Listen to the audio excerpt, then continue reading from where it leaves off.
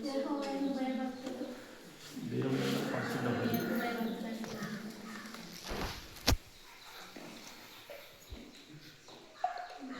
భయం గురించి దేవుడు చెప్పాను. దేవుని భయం గురించి మనం మాట్లాడుతున్నాం. ఎందుకంటే దేవుని భయం పవిత్రమైంది అని దేవుని భయం అని చెప్పండి, పవిత్రమైంది. ఈరోజు ఒక చిన్న అంశాన్ని మీ మనసులో పెట్టాలనుకుంటున్నాను.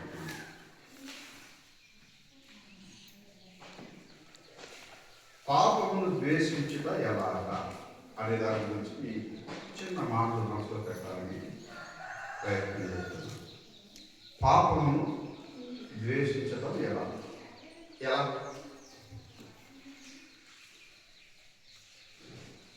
రాజో శాస్త్రీయంగా పాపమును ద్వేషించడం అనేది ఎందుకంటే పాపం మరి ప్రపంచమంతా కూడా పాపంతో వెళ్ళి అనేక జీవితాలు నాశనం అయిపోతున్నాయి, అనేక మరి బ్రతుకులు నాశనం అయిపోతున్నాయి. ఇక్కడ మనం అర్థం చేసుకోవాల్సింది పాపాన్ని ద్వేషించాలి కానీ పాపిని మాత్రం కాదు. మనందరం ద్వేషించవలసింది పాపాన్ని, పాపిని మాత్రం కాదు. అది మనం జ్ఞాపకం చేసుకోవాలి. సో ఇప్పుడు మనం ఎలాగ పాపాన్ని ద్వేషించవచ్చు. నేను ఒక చిన్న ఉదాహరణ చెప్తాను, అప్పుడైనా మీరు ఏమైనా చెప్పే ప్రయత్నం చేస్తారేమో.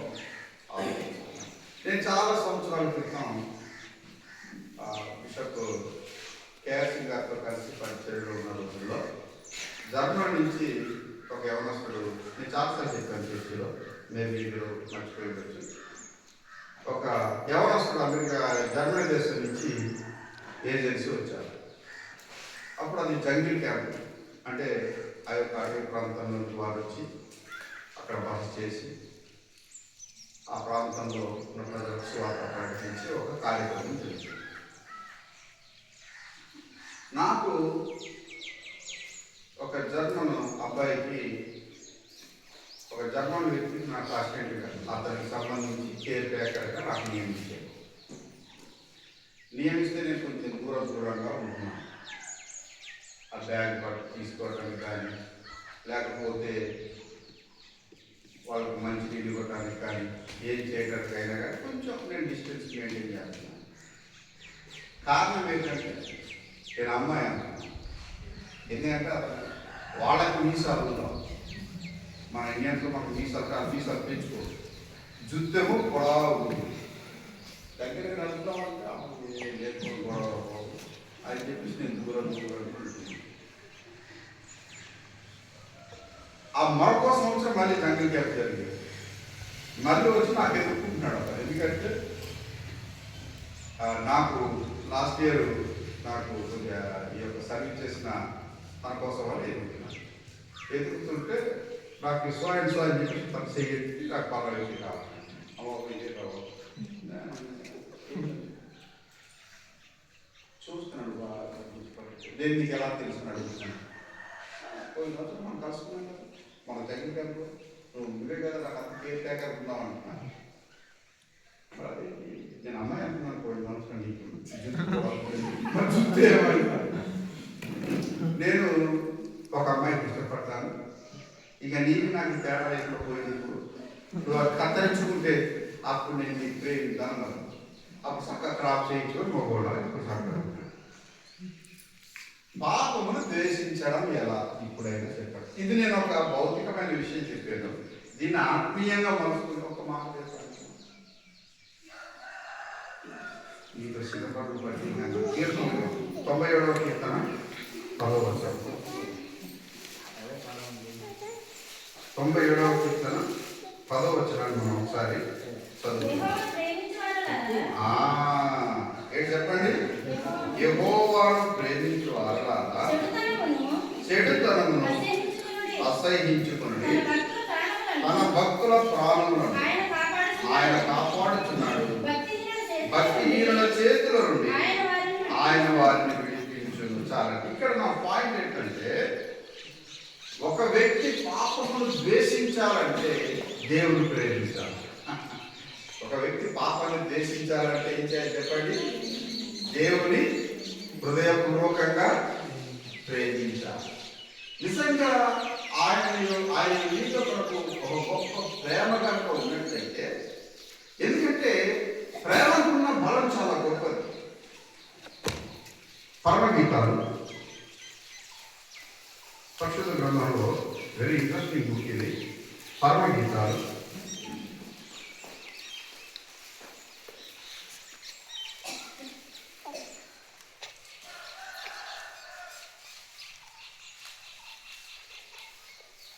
8వ అధ్యాయం.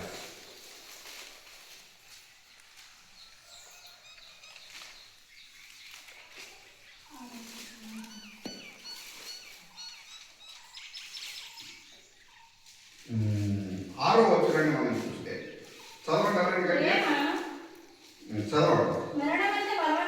ప్రేమ మరణమంత బలవంతమైనది, ఈర్ష్య పాతాళమంత కఠోరమైనది, దాని జ్వాలలు అగ్ని జ్వాల సమములు, అది యెహోవా పుట్టించు జ్వాల. చాలండి. ప్రేమ మరణమంత బలమైనది. ఈ మాట అండర్లైన్ చేసుకోండి. 7వ అధ్యాయం. ఈ ప్రేమకున్నటువంటి బలం ఎలాంటిదో, ఎంత బలమైందో 7వ వచనంలో చెప్తున్నాడు. నేను చదువుతున్నాను. అగాధ సముద్ర జలము ప్రేమను ఆర్పజాలరు, నదీ ప్రవాహములు దాన్ని ముంచివేయజాలరు. ప్రేమకై ఒకడు తన స్వాస్థ్యమంతా ఇచ్చినను తిరస్కారముతో అతడు త్రోసివేయబడును. ఇది ప్రేమకు ఉన్నటువంటి బలం. ప్రేమ మరణమంతా బలవంతమైంది. అదే రీతిగా ప్రేమ కోసం ఎవరైనా ఒకటి ఇవ్వాలనుకున్నప్పుడు, అంటే తిరస్కారంతో అతడు దానిని త్రోసివేయను. దేవుని యొక్క లేఖనాన్ని నేను ఒక చిన్న పుస్తకం చదువుతున్నప్పుడు ఇంగ్లాండ్ దేశంలో ఒక సిచ్యువేషన్ జరిగింది. ఒక యువరాజు ఆల్రెడీ మ్యారీడ్, పెళ్ళైన వాడు మరొక అమ్మాయిని ప్రేమించాడు. అక్కడ చట్టరీత్యా నేరం. ఒక యువరాజు ఉన్నది, యువరాణి కానీ డయానా మీ అందరికీ తెలుసు, యాక్సిడెంట్ చనిపోయింది. పెళ్ళైన తర్వాత వారు కనుక పదవిలో ఉంటే, వేరొకరిని ప్రేమిస్తే కనుక వారు ఆ యొక్క రాజ పదవికి రిజైన్ చేసి వివాహం చేసుకోవచ్చు. కానీ ఆ పదవిలో ఉంటుండగా ఈ తప్పు చేయడానికి వీలు లేదు. అప్పుడు అతనికి అడిగారు, నీకు ఈ యొక్క రాజు పదవి కావాలా, లేకపోతే నీకు అమ్మాయి కావాలంటే నాకు అమ్మాయి కావాలి, ఈ రాజు పదవి నాకు అంటే. ప్రేమకున్న బలం అంతా గొప్పది. కనుక ఒక వ్యక్తి పాపమును ద్వేషించాలంటే దేవుడిని తన హృదయపూర్వకంగా ప్రేమించాలి.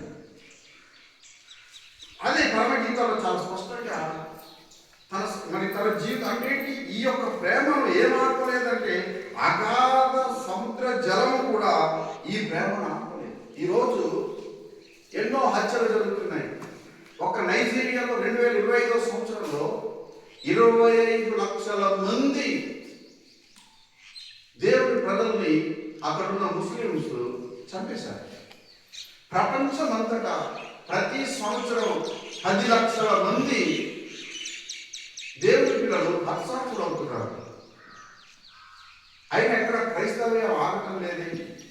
గల కారణం ఏంటంటే దేవుని మీద వారికి ఉన్నటువంటి ప్రేమను ఏది ఆర్పలేదు, ఆర్పచాలు.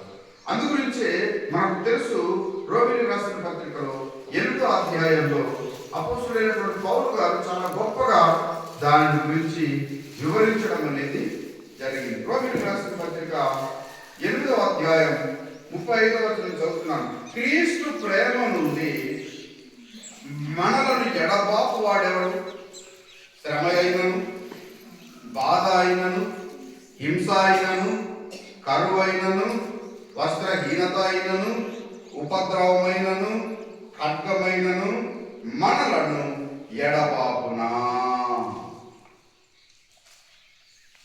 చూడండి 38వ వచనం. మరణమైనను, జీవమైనను దేవదూతలైనను ప్రధానులైనను ఉన్నవి అయినను రాబోవునవైనను అధికారులైనను ఎత్తైనను లోతైనను సృష్టింపబడిన మరి ఏదైనను మన ప్రభు అయిన యేసుక్రీస్తునందలి దేవుని ప్రేమ నుండి మనలను ఎడబాప నేరవని రూఢిగా నమ్ముచున్నాను.